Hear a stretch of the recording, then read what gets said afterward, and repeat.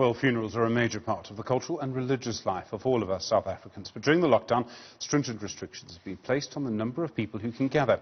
Grieving and burial expressions have been curtailed. Just how South Africans coping? Nkateko Mabindisa is a director and co-owner of a Soweto-based funeral service. She joins us now via Skype. Nkateko, good evening to you. What kind of funerals are people actually holding at the moment? It must be, frankly, so strange. Good evening, Steve, and thank you so much for having me.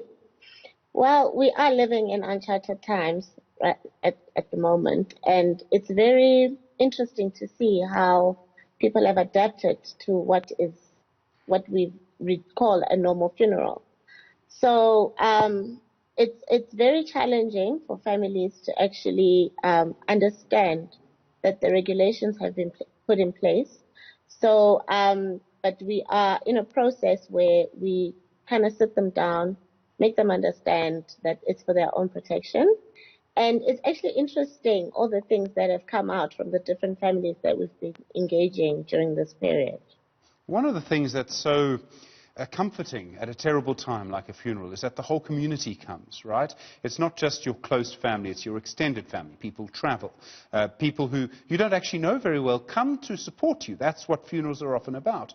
Now people can't do that. Just having a small funeral, 50 people or fewer than that, that must actually in itself be very difficult. It is very difficult, and it's not just on the funeral day.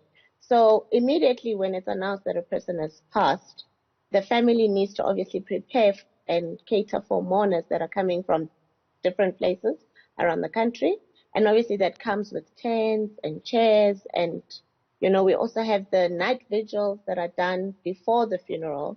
So this has really impacted quite negatively on families, because the more people attend the funeral, it's kind of deemed as the character of the person that is being buried.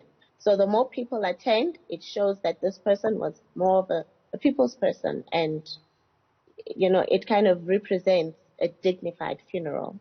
Is it possible to perform the traditional rites properly? I mean, there'll be some members of the family who just can't come. They'll be in a different province and they won't be able to get there. It has been a very serious challenge because culture is rooted very deeply in our industry.